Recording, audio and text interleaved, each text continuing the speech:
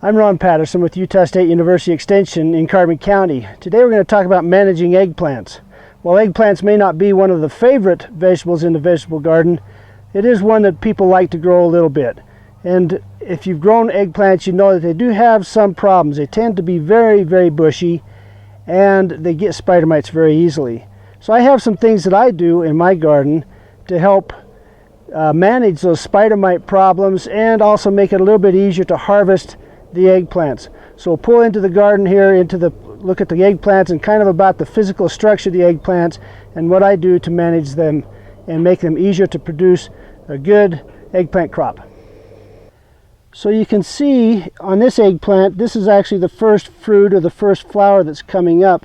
These grow a lot like the bush tomatoes do, or most any tomatoes actually. You've got a main stem that comes up, and that main stem will produce a fruit, and then you have these branches or suckers off from that. Now each of these branches will produce a fruit, but as they keep producing they get very full. You got lots of branches in there, a little bit hard to manage. So what I do is I come up to this first fruit on the eggplant, and then I cut off a lot of these suckers down below. So you can see the main stem coming up here, and you can see where these side branches are attaching. You can actually see the seam on those side branches. So this may look like I'm cutting off a lot, and in reality I am, but these will come back and it will be a lot easier to manage as it gets bigger. This main branch comes up, we've got the side branch, the main branch, and I'll put a cage around it to contain it, but then I don't get all this mess down below that makes a mess. So this plant is actually got a pretty nice eggplant. These oriental eggplants, you want to harvest them when they're quite young, otherwise the seeds get carried away on them. So this is actually ready to harvest. But you can see on this one that I've pruned, coming up the main stem, and then it branches just below this first fruit. All the branches below that I've taken out. All these branches up above, I'll let them go.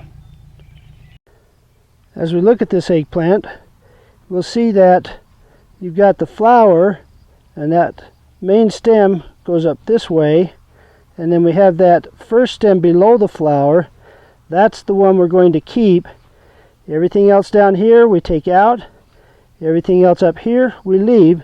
So it'll get bushy, it'll get plenty bushy. We're just going to take out everything down low so that it makes it more manageable. As you go through the growing season, you'll see that it will want to send out suckers, some new growth there, some new sprouts. So just break those off as you go through the season. Check your plants every couple weeks, break off any new growth, and you'll keep that clean underneath. So that's a way to keep them managed. So now I've got these homemade cages, but they work really quite well. Got this cage set around it, and the eggplant will grow up in here. I'll be able to reach in through the wires and harvest my eggplant, and I won't be worried about all this stuff down low.